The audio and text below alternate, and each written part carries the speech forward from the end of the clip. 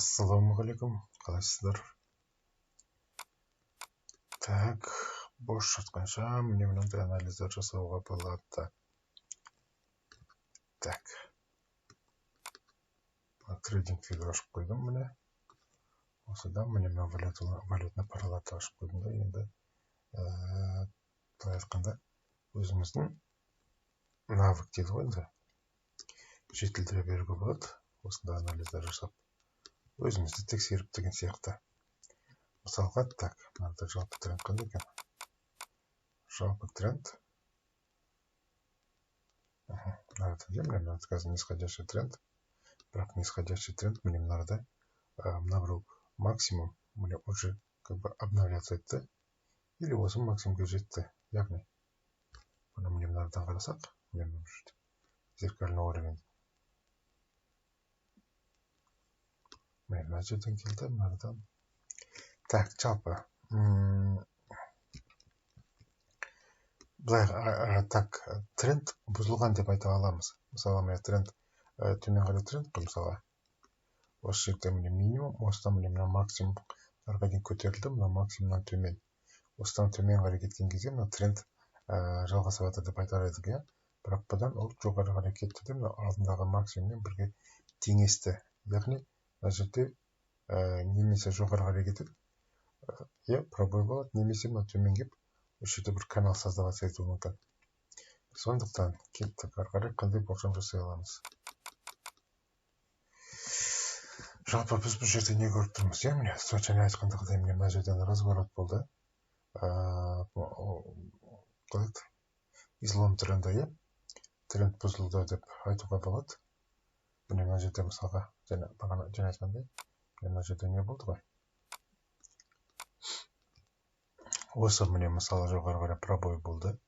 Мына жерде даже көре аламыз. Поджатие бар, накопление бар, поджатие бар, пробой болды. Енді ол қазір келді де мына жерге мына деңгейде тоқтады. Мына жерде тоқтады. Так, осы жерде тоқтады. Енді ары қарай осы жерде не болады? Осы жерде разворот болуы мүмкін, немесе пробой болуы мүмкін, иә? Пробой болса, қайта баруы мүмкін. Бұл жоғары қарай. Енді келесі мына жер ғой, міне, мына жерді зеркальный мынадан. Бұлай кеп, бір соқты, екі соқты. Міне, сосын мына жерде, например, пробой болды, қайттан соғылды деген сияқты осы жерде. Примерно осы жерде тоқтатады оны. Так, кіші таймфреймді қарайық. Кіші таймфреймді қарасақ. Кіші таймфреймді біз міне мысалы мынандай кішкентай кішігірім не сызып қоюымызға болады.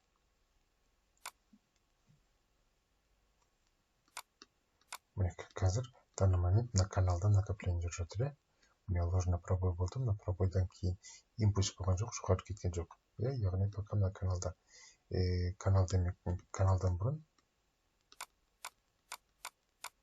мына жерде кішігірім поджатие көріп тұрмыз, иә? Поджатие біраз. Егер мына баға қазір жоғары қарай кетсе, поджатие бар деп айта аламыз.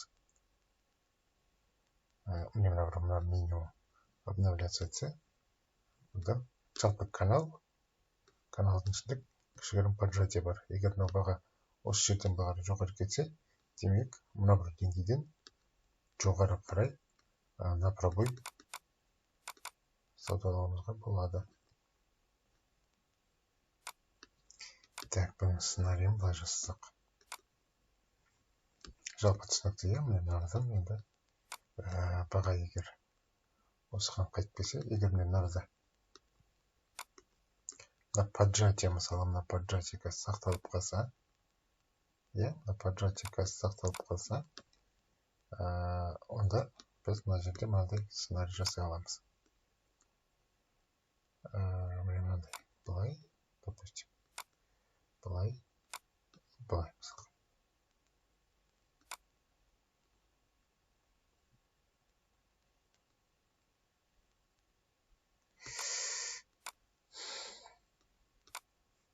Жалпы міне осылай. Мен көрдіңіз ма, осыны сценарий жасай аламыз. Көрейік не боларын, бұл евро-доллар.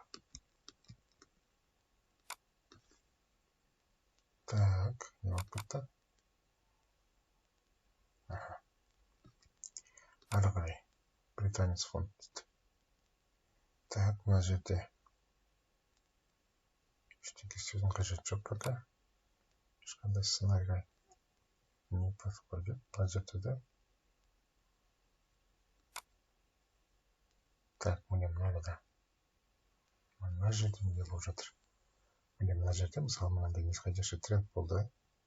Иә, міне максимумдар. Міне бір максимум, міне максимум. Әр максимум төмен, міне минимумдар. Мына минимум, мына минимумнан төмен. Енді мынау минимум, мысалы мен бұдан төмен кеткен кезде мына минимум обновляция етілген жоқ. Яғни мына жерде бір канал пайда болды деп айтуымызға болады. Одан біз деңгей сызып қоя аламыз пока. Осылай деңгей сызамыз. Енді ары қарай не болып жатыр? Көрсетейік. Мынада қараңыздар, былай істеуге болады. Мысалы канал сызсақ болады.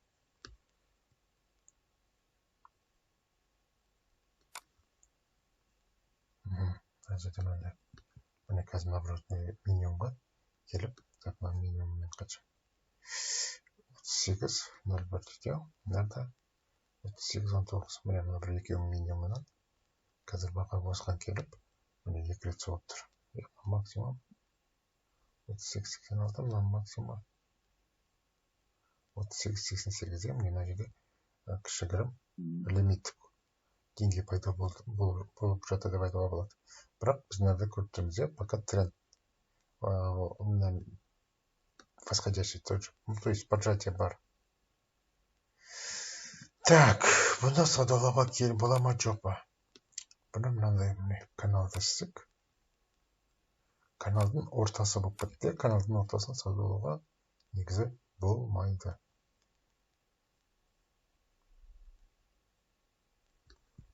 Бір жерден рисковать тауға болады негізі.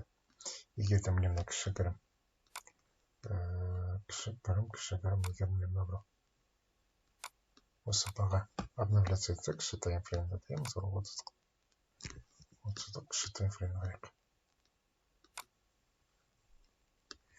Так, мынада не істеуге болады? Мен мына жерде де, в принципе, кішігірім поджатие бар, иә? Так, міне мына мысалға. Ой,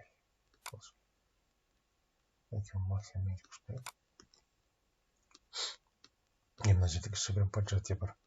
Жоғары қарай келіп, мынаны бұзған болса, осы жерден біз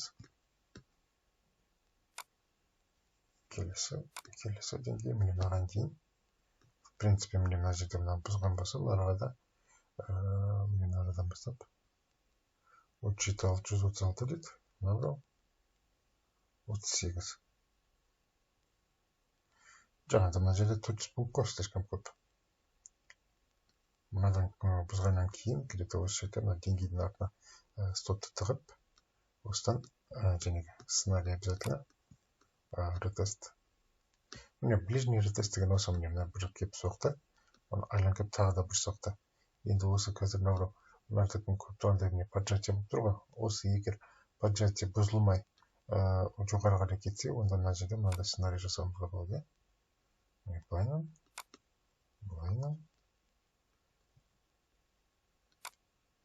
И былайынан. Мен мына деңгейге дейін.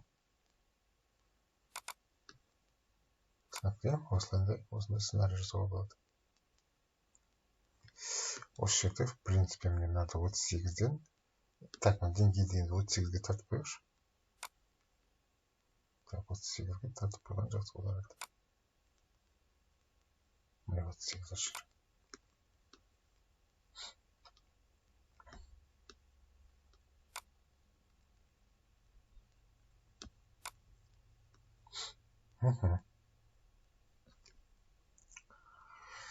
Осындай кішігірім сценарий жасауға болады. Так, келесін қарайық. Келесінде не бар жатыр?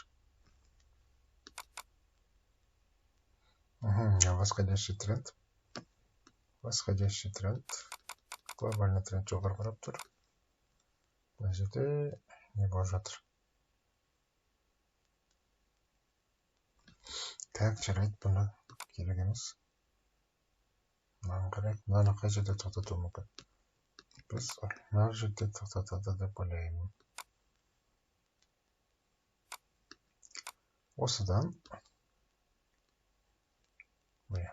мынандай сценарий ПК-ге, осыдан пока майплайнын бұнаға соғады. Соққаннан кейін бұға қарай кетеді. Егер де бұл мына максимумды обновлять етпесе, онда ол төмен кетеді. Әйтпесе осыдан мына жерге дейін кетуі мүмкін. Түсінікті, осындай. Так, мына арада қалай күшті, мына жерде болды, и осыдан пробой кетті. Енді мынау бұны бір рет осы жерде тоқтатады. Біраз ғана қалды, бұл жерде сделкаға кірудің қажеті жоқ. Мына қандай әдемі, иә? Мына жерде мынандай деңгей көріп тұрмыз ба? Мына қызыл свечаның минимумы мен мына свечаның минимумы екеуі коннектор үшін минимум болғанша. 25-19, мынау минимум 24, почти 25, иә? Мына осы жерден былайына деңгей сызып қойсақ, ровно 25-ке қою керек. Мына осыдан пробой кетті. Міне қазір ближний ретесқа қайтып келе жатыр. Кіші таймфреймді қарасақ. Үлкенде көріп тұрмыз, иә? Поджатие бар. Поджатие күшті әдемі поджатие бар. Так, бір сағатты қарайық.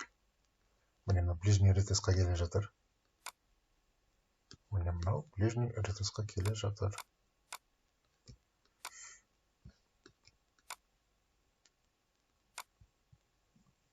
Егер мына жерде мынандай сценарий қарастыруға болады.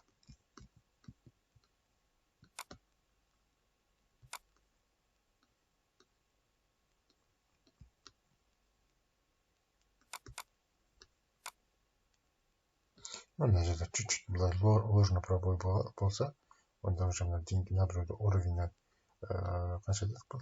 25-тен төмен қарай кірген кезде ложный пробой бар болса, онда смело 25-тен төмен кірген кезде стоптың ложный пробойдың артына қойып сделкаға кіруге болады. Негізі жақсы вариант. Доллар канадец. Так, бұның баратын жері даже мына жер болады. Мына деңгейде. Мынандай деңгейсіз қойсақ та болады.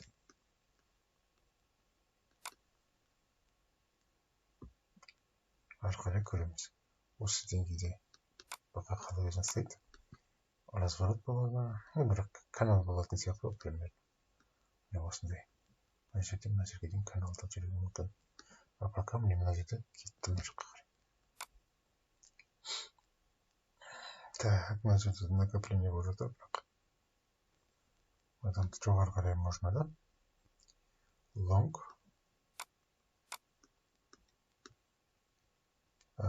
Бұған бүгін емес, ертең емес. Мысалы, бір күндік таймфреймде баға осы деңгейге жақын жабылған болса, и максимумына жақын жабылса, жақын, можно даже чуть-чуть бұзып, осы кезде лонгқа кіре беруге болады. Так, доллар швейцарский франк. Мына тренд төмен қарай кетейін деп тұр. Міне мысалы мына жерде көріп тұрмыз, міне мынаны кішігірім деңгей. Мына жерде накопление.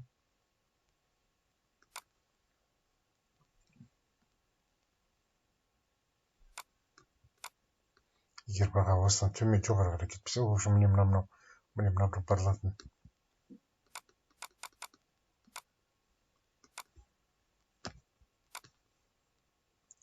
Міне мына максимумдар обновляться етпесе, міне мына мысалы. Онда, в принципе, төмен қарай кетеді. Анда төмен қарай қарастыруға болады.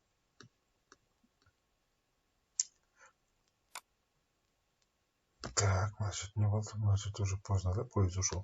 Мына жерде поджатие бар, міне мына деңгейді бұзды. Мына 3 бармен пайда болған, мына 3 бардың максимум бойынша деңгей сызып, осыдан пробой болды, кетті баға. баратын жері примерно осы жер. Біраз ғана қалды, бұл жерде сделкаға кірудің қажеті жоқ. Жалпы мен сделкалар туралы айтып жатқан жоқпын, просто өзімнің анализдерім, болжамдар. Не болып жатыр. Мына бармен мысалға мен мына жерде деңгей болса, мына бармен пробой болды и откат. Не глубокий, осы жерден міне көрдіңіз ме, осы жерден төмен жібермей тұр, осыдан бастап. Так, мына максимумдар бойынша. Міне мынада деңгейді мына қызыл бара бойынша алуға болады. Неге? Себебі осы бардан пайда болған движение, төмен қарай қозғалыс, мына минимумды обновлять етті, то есть мына жерге дейін. Яғни біз деңгейді мына бойынша сызуымызға болады. Так, мына максимум қанша? Максимум 86-413. Мен қараймын 86-410. Міне осыдан міне көрдіңіздер ме? Міне пробой болды. Вот как раз закрылся под самый high, то есть под самый уровень. Пробой болды. Енді мына жерде ары қарай пока кеткен жоқ. Күші жеткен жоқ пока. Топливо жетпеді. Өйткені мынадан сатушылар стақалған болып тұр. Бірақ төмен қарай да жібермей тұр. Міне мына жерде қазір позиция жинап жатыр. Кім жеңеді? Соныкі.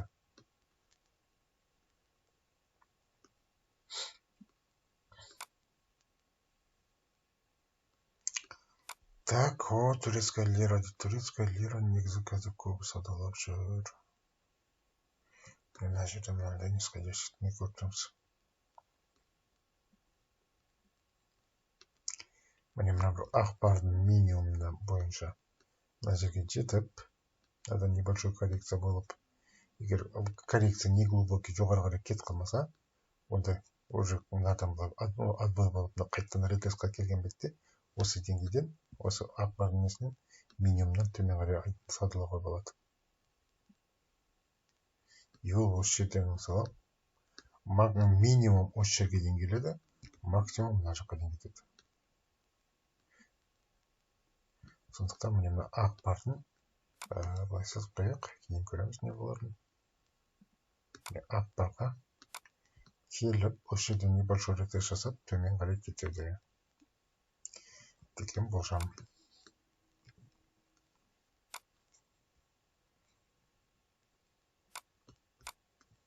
Поджатие бар. Так, австралиец, канал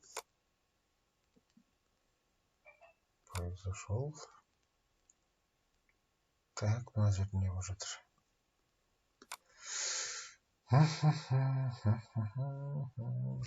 Міне мынада қазір не болайын деп тұр.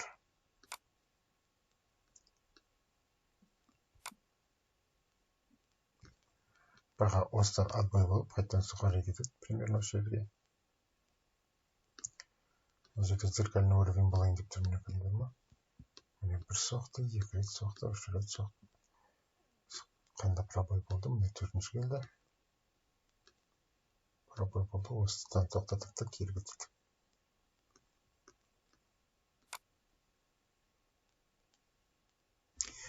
Жалпы осылай міне. Австралиец. Міне мына қызыл бардың минимум бойынша, минимум обновлять еткеннен кейін төмен қарай сатылуға болады. Поджатие бар. Міне именно осы қызыл бардың минимумы қазір баға осыған келіп отбой болды. Пока что үстіге кетті, көреміз не боларын. Енді ары қарай мына жерде күшті поджатие бар. Енді поджатияны ана үстін көбі жақтан сызуға болады, бірақ зачем бізге ана жақтан? Бізге осыда жетіп тұр, осы поджатияда жетіп тұр.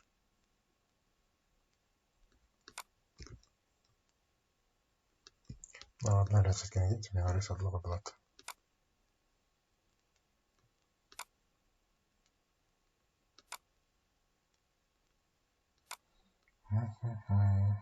Так, мына жерде биткоиндер басылды.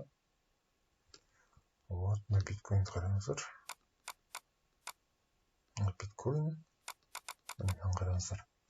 Мына биткоинді негізі сатылуға болады үстіге қарай.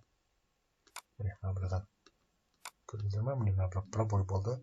Төмен қарай кеткен жоқ. Мына бір төмен қарай сатушылар төмен қарай қуаламақшы болды, бірақ сатып алушылар бұны жіберген жоқ. Деңгейден жоқ төмен қарай. Мынаны да жібермей жатыр. Закрытие выше. Осыдан ближний ретест болып, үстіге қарай ұшатын сияқты.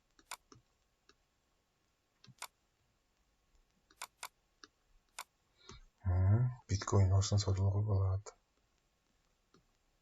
Эфир дейді. Бұл уже кетіп қалды. Мына жерден кетіп қалды. Мен артынан пробой болыпты, кетіп қалды. Поезд ұшу қай жерде тоқтатады? Білмейміз пока. Так, неинтересно. Осы жалпы. Сіздер де осындай өздеріңіз үшін осындай кішігірім анализдер жасап отырсаңыздар, күнделікті болсын, аптасына 1-2-3 болсын жасап отырсаңыздар, өздеріңіз енді практика болады ғой жалпы. Нарықты ақырындап жақсы түсіне бастайтын боласыздар. Осыны практикаға айналдырып отырыңыздар. Саудалаудың қажеті жоқ, просто анализ жасап отырсаңыздар болады.